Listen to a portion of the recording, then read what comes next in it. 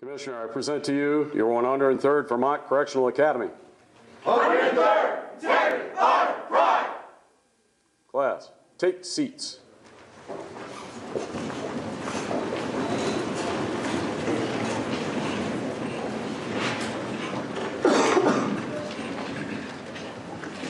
Again, welcome to the graduation ceremonies of the 103rd Vermont Correctional Academy. This is an important time, a rite of passage for our graduates as they transition from that of the correctional officer trainee to that of the correctional officer themselves. They have spent the last 5 weeks in 200 hours of intense training to get where they are today. I'd like to take this time also to introduce our panel on stage. Robert Kupek, Facilities Executive. Robert Hoffman, Secretary of the Agency of Human Services. And Andrew Polito, Commissioner of the Vermont Department of Corrections. I'd like to turn the ceremony over now to Michaela Hammond, who will present the Achievement Awards. Sam.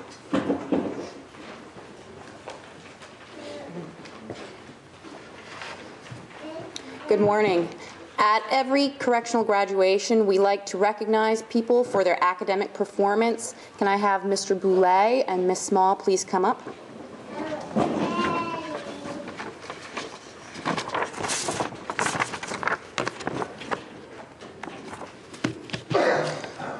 Rarely we get the opportunity to have two valedictorians in this class. Mr. Boulay and Ms. Small achieved a 98.875 GPA for the Correctional Academy.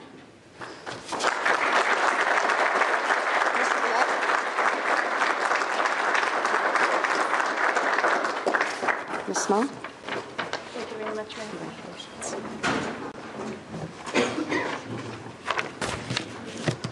I also have an Outstanding Leadership Award to present. Mr. Chilcote?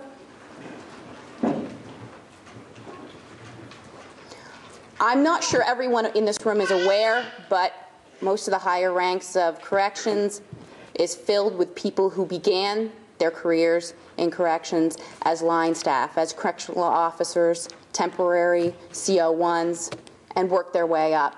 Can I have everybody in the room just stand up for a moment who works for corrections and started out as a CO1?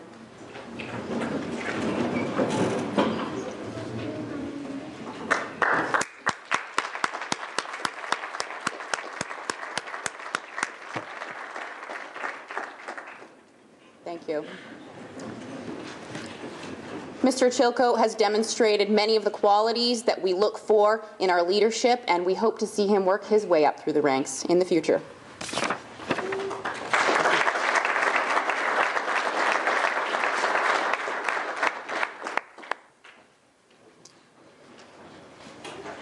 At every academy, I put out a challenge to the class. I put out the challenge that they nominate a class speaker. The class speaker should be someone from their class that exemplifies who a correctional officer is.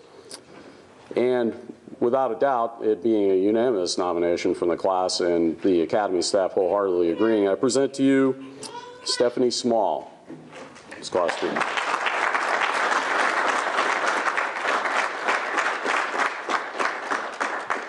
Thank you, sir. Bear with me.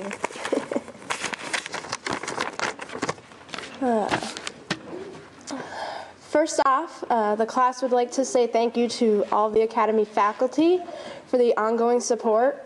Mr. Mulcahy, Mr. Farnsworth, Ms. Hammond, Ms. Sprathke, all of the weekly instructors, especially Mr. Beckwith and their assistants, and of course many thanks to Mr. Cathcart. We value everything you have taught us and wouldn't have made it to the end without your guidance.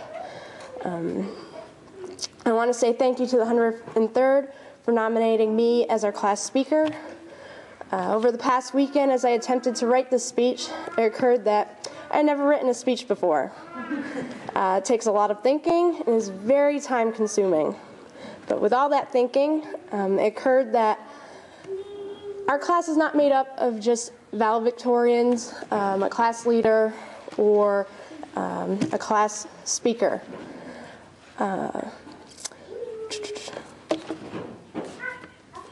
Each person, each individual has brought a part of themselves to make us a whole, a team, the 103rd. I believe we couldn't have been a more diverse group of people. Our class has a great range in age, interests, talents, and overall personalities. In the past 5 weeks, we've been tested academically, physically, and emotionally. We've learned about conflict and resolution, about each other's many weaknesses and strengths. We've taught each other how to overcome some of these weaknesses and how to apply those strengths to our new profession. I believe that everyone has a light to shine, and this is our time to shine today. That being said, I would like to acknowledge a few of these strengths to our families and peers. When it came to class, there were individuals who rose above the rest academically. There were people who stayed up and studied as late as lights out. Some didn't have to study at all. One gentleman raised his hand in class constantly and questioned everything, but I believe if he hadn't, so many questions in all of our minds would have been left unanswered. We can all agree a failure was not an option. If people got knocked down, they got up, shook it off, and with the encouragement of the class and staff, they overcame their obstacles. Many excelled physically, whether it was surviving physical training and then running 2 miles afterwards, or getting sprayed in the face twice with pepper spray. These both deserve to be recognized. When it comes to non-lethal use of force, I'd rather get taken down to the mat by any one of the men in our class than endure the pincher grip of a certain female individual. She gave 110% and is a force herself to be reckoned with. There are people with strengths in leadership. For example, the one who took initiative marching us to chow and leading us in stretching when we were actually ready before Cathcart. There were others who gave direction when as a group we didn't have any. There's an individual in the class, to me, that is the definition of a professional and makes a great role model for the rest of us. Let's not forget the people with strong character. The ones that can take feedback, good or bad, those that wear humility well, and the people that stand up for themselves and others. These are all important. Our class motto is 103rd, integrity, honor, and pride. We came together as a team and decided on these 3 words to best represent our class. I know that every one of us had each of these qualities inside us, but having this experience has made them more significant. I am certain that all of you will exceed in whatever route you choose while in this profession, whether you found the career of a lifetime or if this is just a stepping stone towards a bigger dream. I am proud to call you classmates, colleagues, and friends, and I wish you good luck and best wishes with everything you endeavor.